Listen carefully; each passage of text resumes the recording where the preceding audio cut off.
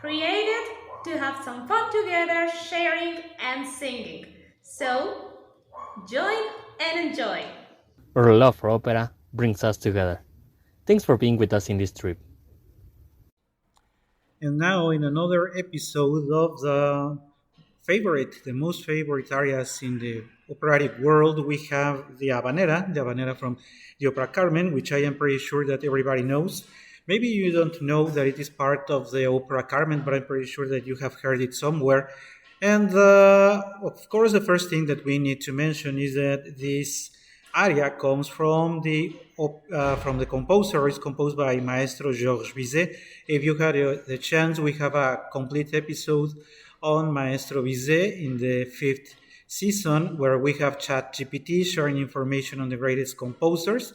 We have a whole program talking about Maestro Bizet. So by now, if you have already heard that program, you know that Maestro Bizet unfortunately died at a very early age. He died at age of 36. His prior, also successful opera was Le Pêcheur de Perles, uh, the Pearls Fisherman, 12 years ago in 1863. So that means that Carmen is almost 150 years that it was composed. It was it was premiered in 1875, so almost 150 years. And it looks like it took him around 12 years to compose it. But you may agree with me that they were 12 years very well invested because of the quality of the masterpiece that was the result of this effort. Unfortunately, as I was saying, Maestro Bizet died at a very early age. One can always wonder what would have happened if he had continued to live, provided if that by age 36 he had already composed something of the size of the opera Carmen. Now, we have also, and I need to mention that you may find that the sound today is a little different. I didn't mention it at the beginning, but today and for 8 programs of this series, or at least it looks like, unless we have technical problems, we are recording this program in a different venue. This venue is an auditorium in the city of Puerto Vallarta in Mexico, so that's why it sounds a little different. Of course, one feels different, and if there is more noise in the background than usual, it's because the conditions cannot be as controlled as when we are recording in the studio where we usually do. Also, it was planned that we could have Katia joining us, but unfortunately, because of internet communication problems, it was not possible for her to join us. But well, moving ahead. So, what do we know about Carmen? Carmen is for many people la femme fatale. Many men would think of Carmen as the woman who would bring them, if not to destruction, at least to a situation where they see themselves at disadvantage. They could see Carmen as only a source of problems, maybe a very attractive woman, but also a source of problem for everyone. Also, I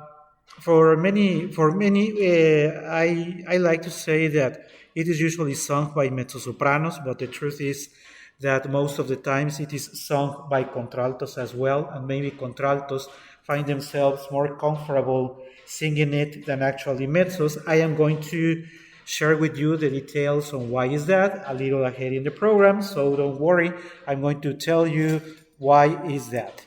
But also I wanted to share with you that since this is an aria, this is an opera that everybody wants to sing, it is usually seen as a blessing. It is a blessing as part of the repertoire of mezzos or contraltos, because no matter how poorly you sang it, you always get the applause.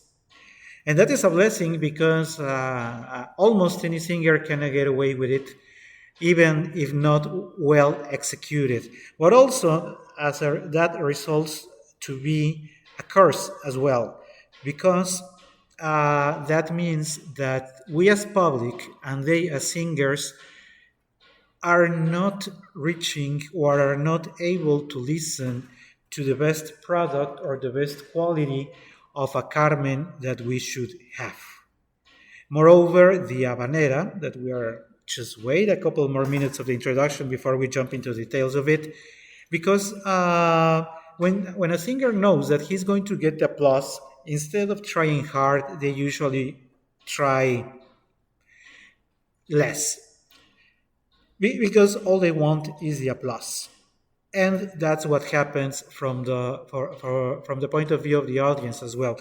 You are so willing to listen to the notes of Carmen, to this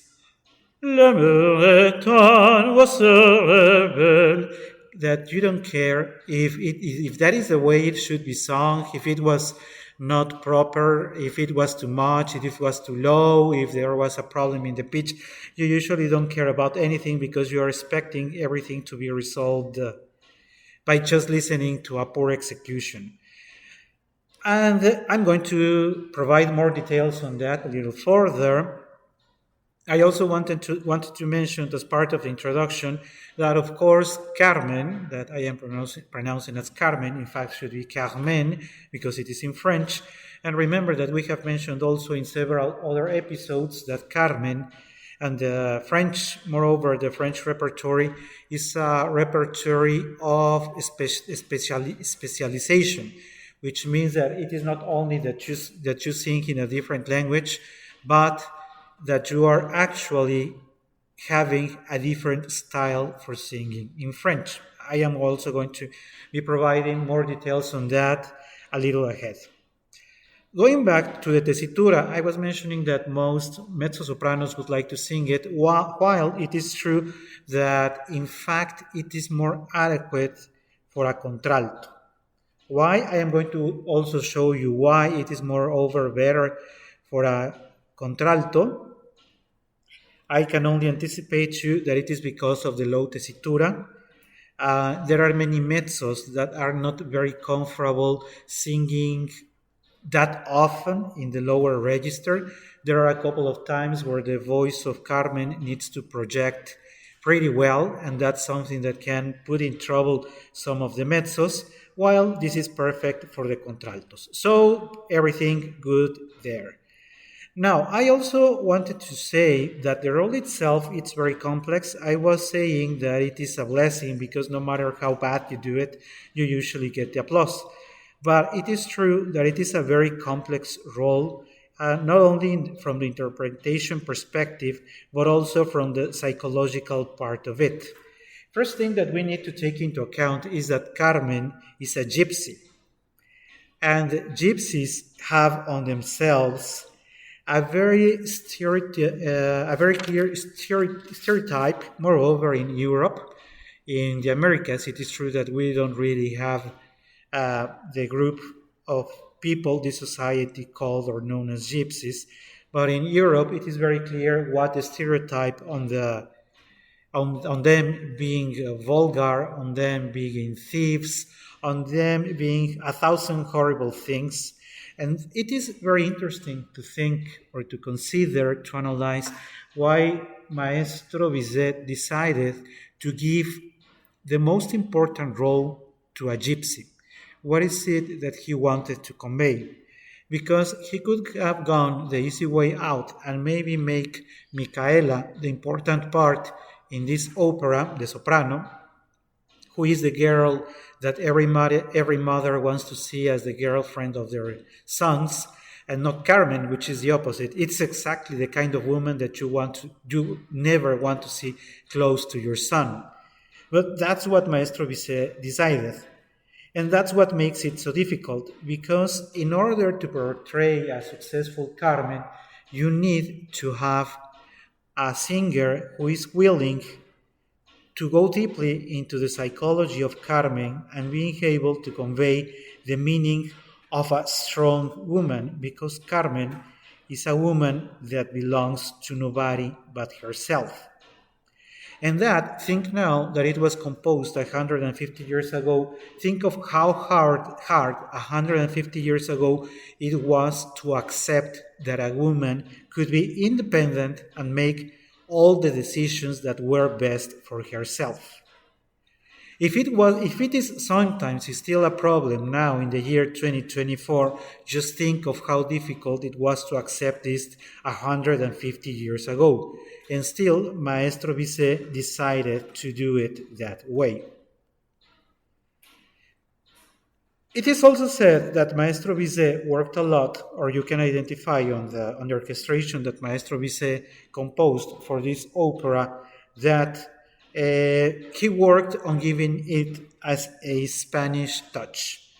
The sounds that are heard in Carmen are very Spanish themselves, and that has to do with the fact that the whole opera happens in Spain, very close to Sevilla, the city of Sevilla.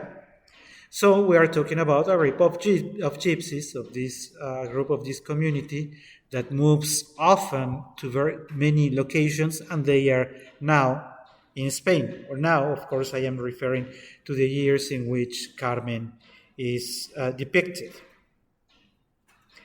Now, after this, what seems to be a very long introduction, let's jump into the details of what Carmen is about.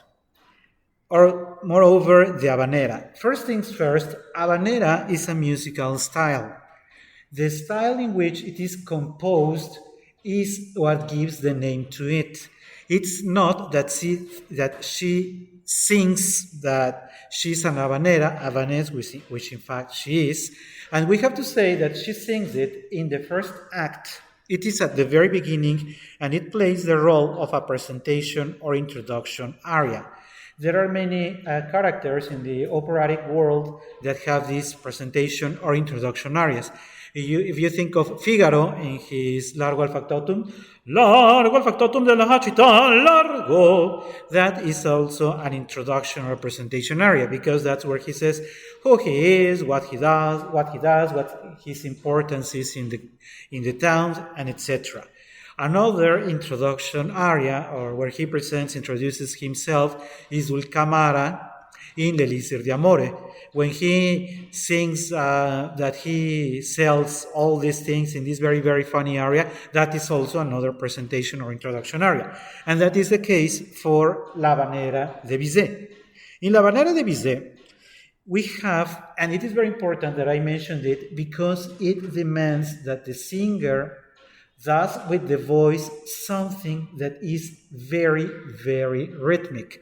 Unfortunately, as I was saying, singers are getting used to singing just anyhow in order to get away with it, but it is not going to be anyhow. When Carmen introduces herself, we are about to listen in her own words what love means to her. And Carmen says, l'amour est un oiseau rebelle que nul ne peut apprivoiser, et c'est bien un vent qu'on l'appelle, celui qu'on vient de refuser. Which means, like, for Carmen, love is nothing but a rebel bird, a bird that no one can ever catch. It doesn't matter how hard you try to catch it, because if he decides that it is better to escape or to refuse to be caught, nothing is going to work. You won't be able to catch him. And that's what love is for Carmen. Love for Carmen is nothing that you can catch just because you want. Love will approach you only if you want to. Now, if it wants it. But now let's take a look at the score, and as we take a look at the score, we notice, and this is very important, that it opens with P, which means piano, which means in musical terms that it is not going to be sung full voice. It has to be sung a little softly. So if for that reason you listen to a given singer singing in full voice, that means that she's singing way too much. This is way too much volume. It has to be more discreet because Carmen is not on the street shouting out loud, L'amore ta ta ta ta ta. No, she's being discreet because remember that at this point she's flirting at Don Jose. She likes Don Jose, so pretty much this song, these words are for Don Jose. So she's telling him, love is a rebel bird. Nobody can catch it. You can call him, but if he doesn't want to come, he just won't do it. Either you want to convince it, or if you want to menace it. If it doesn't want to be caught, it won't be caught. That's what she is telling Don Jose. So, going to the rhythmic and to the volume, it has to be much more, if not, I don't want to use the word exaggerated, because I was saying that usually it is sung very plain, so a mezzo would say, L'amour est un oiseau rebelle que nul ne peut apprivoiser. But that is not the way it should be sung. It should be, L'amour est un oiseau rebelle. L'amour est un oiseau rebelle. Also, if you take a look at the score, you notice that the changes in the notes between what she's singing, the changes are very small. She's not changing, or she's mostly singing between a note or two of difference between one syllable or the other. So the changes are very small, and that's what the singer needs to portray. Also, she continues saying, l'un parle bien, l'autre se tait, et c'est l'autre que je préfère. Il n'a rien dit, mais il me plaît. And also that's where it comes, the choir. But before we get to the choir, that's where Carmen continues explaining that in terms of love, there's some people who speak very well about love, and there's many people who don't speak well about love, of course. Well, in Spanish we have an expression for that we say that todo mundo habla como le va en la feria. That would be pretty much the meaning of l'un parle bien, l'autre se tait. So one could speak well because in love he has had very good chances, and the other prefers to be quiet or to remain silent because he really doesn't have much to share. That's what the expression l'un parle bien, l'autre se tait means. Et c'est l'autre que je préfère, il n'a rien dit, mais il me plaît. In this part where Carmen says, et c'est l'autre que je préfère, but it is the other one that I like. He hasn't said anything, but him I really like a lot. And that's where the choir, going back to the choir joins, and Carmen continues singing L'amour. When the choir joins, pay attention to this, the choir also joins in double P, which means pianissimo, very, very softly. L'amour est un oiseau rebelle. While they are singing L'amour est un oiseau rebelle, Carmen will continue with her phrases saying, L'amour, l'amour, l'amour, l'amour, l'amour est un enfant bohème. Ta ta ta ta ta ta ta ta ta ta ta ta ta. And that's where the choir also has enters and has his words, and maybe you recognize this part because they say "Prends-garde-toi." So when Carmen says "Si je t'aime, prends-garde-toi, prends-garde-toi, si tu ne m'aimes pas, si tu ne m'aimes pas, je t'aime, prends-garde-toi." So it is very important that the choir has this in forte, "Prends-garde-toi," because this is pretty much what many people recall from Carmen. They know that Carmen has been singing ta-ra-ta-ta, ta-ra-ta-ta, ta-ra-ta-ta, ta-ra-ta-ta, ta-ra-ta-ta, but that part is only sung by the choir.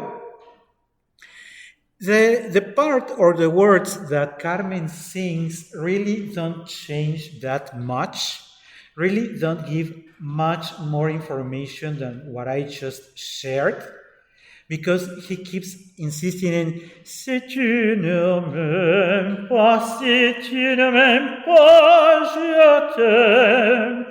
Mais si je t'aime, si je t'aime, prends garde toi. I wanted to mention something else here also, that provided that there are so many repetitions, and that wouldn't be only the case for Carmen, but that would also be the case for any other aria or any other song that you know, that when there are many repetitions, the singer has to be very creative, or has to be able to propose on how to sing those repetitions without sounding repetitive. Because, for instance, the second time he goes for ainsi mais il n'a jamais connu de loi. If the singer has already said jamais connu de loi, the second time she sings it, maybe she wants to give a variation. Mais jamais connu de loi, maybe keeping a little longer loi, or maybe finishing it a little earlier, or maybe giving a different emphasis to that syllable, because otherwise, as I was just saying, it is going to sound repetitive. Also, before I forget, Maestro Bizet really doesn't give, except for a couple of times, Maestro Bizet doesn't really give fortes or fortissimos to this aria of Carmen, which means she has to sing most of it in a much more quieter mode. Softer. So, moving on with the words, l'amour est un enfant bohème, il n'a jamais connu de loi. Si tu ne m'aimes pas, je t'aime. Si je t'aime, prends garde toi. And again the fortissimo, prends garde toi. Si tu ne m'aimes pas, si tu ne m'aimes pas. Maybe this time, as you have already sung before, si tu ne m'aimes pas, the expression is si tu ne m'aimes pas, je t'aime. Maybe the second time you repeat it, you would like to say si tu ne m'aimes pas, je t'aime. Maybe you want to keep it for longer or do something differently, because, and sorry to insist this often, it's going to sound repetitive if you don't do something different this next time. And again, it's going to be that repetition. Mais si je t'aime, si je t'aime, prends garde toi. Then, that's where the first part ends. But if you notice, Carmen has repeated a good number of times that the only word she's saying is l'amour est un rose rebelle que nul ne peut apprivoiser, et c'est bien humble qu'on l'appelle, celui qu'on vient de refuser. Bien y fait, mais la prière n'en parlait bien à l'autre c'était, et c'est l'autre que je préfère. Il n'a rien dit, mais il me plaît. L'amour, l'amour, l'amour, l'amour. Again, l'amour est un enfant bohème, il n'a jamais connu de loi. Si tu n'aimes pas, je t'aime. Si je t'aime, prends garde à toi, prends garde à toi. Again, repetition. Si tu ne m'aimes pas, si tu ne m'aimes pas, je t'aime, prends garde à toi. Repetition. Mais si je t'aime, prends garde à toi. The choir again is going to do. L'amour est un enfant bohème, il n'a jamais connu de loi. Si tu ne m'aimes pas, je t'aime. Si je t'aime, prends garde à toi. The repetition again in fortissimo. Prends garde à toi. And then Carmen is going to continue. Si tu ne m'aimes pas, si tu ne m'aimes pas, what I was sharing yesterday, you want to make a change in pas, because else it's going to sound very repetitive. Maybe you want to sing differently. Si tu ne m'aimes pas, je t'aime. Maybe that could be a variation, but of course the singer can decide whether to sustain that je t'aime, or maybe do it faster, the je t'aime, so that the whole idea is that it sounds different to what you did in the first part. Then, as I was telling you, it is going to repetition. She is going to say again, mais si je t'aime, prends garde de toi, which means, but if I love you, and of course she's addressing these words to Don José, she's saying to Don José, but if I love you, be careful, because if I love you, you're going to be in trouble. Remember that Carmen is sort of a woman that responds to no one. She owns her own destiny, and she has decided to go after Don José. But she's warning him, I know that you like him, but if I love you, you're going to be in trouble. That's what she means when she says, prends garde à toi. Then there comes the second part of the aria, which in fact it's very much a repetition of what she has already sung, because she's going to say now, l'oiseau que tu croyais surprendre va-t-il aller s'envola. L'amour est loin, tu peux l'attendre, tu ne l'attends plus, il est là. Tu retournes de toi vite, il vient, s'en va, puis il revient. Tu crois le tenir, il te vite. Tu crois le vite, il te tient. And all these phrases, she's going to repeat just as she did in the first part. She's going to repeat them, and also again, she's going to start singing in piano, which means that she's not going to sing loud.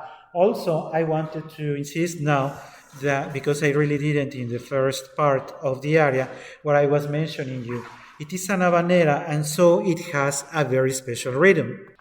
So after having said, l'oiseau que tu croyais surprendre va-t-il aller et s'envola? L'amour est loin, tu peux l'attendre, tu ne l'attends plus, il est là. Tu retournes de toi vite, il vient, s'en va, puis il revient. Tu crois le tenir, il te vite, tu crois le vite, il te tient.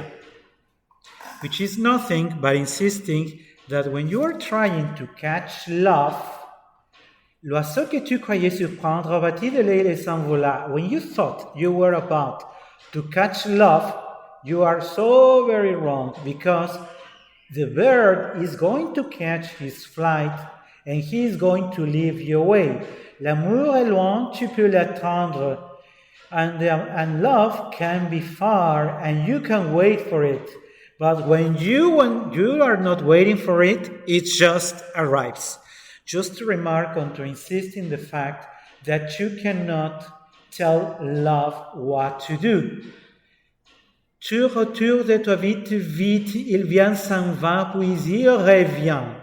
And then, flying around you very, very, very fast, but then she's going to leave you, and then it's going to come back, and then it's going to leave you, and then it's going to come back. And when it comes back and you think that you are about to catch it, it's going to fly away again. Tu crois l'éviter et il te tient. And the opposite happens the same way. You think you are not going to have her, and then love surprises you.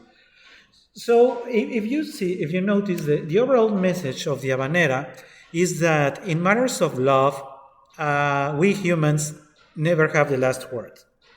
You want to have it, you won't have it. You don't want to have it, then it will be around. You think you're about to catch it, it's going to fly away. You're not paying attention to it, then it's going to arrive. That's what the whole message is from the habanera. But I also skipped what I said that I was going to explain, and I have mentioned it 3 times already, and I don't explain it. So I'm going to do it this time. L'amour est loin, tu peux l'attendre. Tu ne l'attends plus, il est là. Tu retournes de toi vite. Listen to this expression. Tu retournes de toi vite. Il vient, s'en va, puis il revient. Tu crois le tenir, il te vite. I am, of course, exaggerating how it goes, but that is the whole idea. Because the whole idea is, tu crois le tenir, il te vite. Tu crois l'éviter, il te tient. L'amour, l'amour, l'amour. L'amour est un fin poème. L'amour est un fin poème. Il n'a jamais, jamais connu de loi. Si tu ne m'aimes, notice this. Si tu ne m'aimes pas, je t'aime. Si je t'aime, prends garde à toi. Si je t'aime, prends garde à toi. So that rhythm, si je t'aime, prends garde à toi, is exactly the rhythm that needs to be portrayed in the habanera. Si ta da da da da da da da da da da da. Otherwise, it is not actually an habanera. It might be something else. Mais si je t'aime, si je t'aime, prends garde toi. This last part I wanted to share with you because I was telling that it is very low, or there are several parts that are very low for a mezzo. This is one of those examples. Si je t'aime, prends garde toi. Even though these notes are in the register of a mezzo, they are usually not comfortable notes for them. So that's why the contraltos do it better. There is another part. Let me find it for you. There's going to be, again, the repetition and the chord. L'amour est un fin poème, il n'a jamais, jamais connu de loi. Si tu ne m'aimes pas, je t'aime. Si je t'aime, prends garde à toi, prends garde à toi. Si tu ne m'aimes pas, si tu ne m'aimes pas, je t'aime. Prends garde à toi. Mais si je t'aime, si je t'aime, prends garde à toi.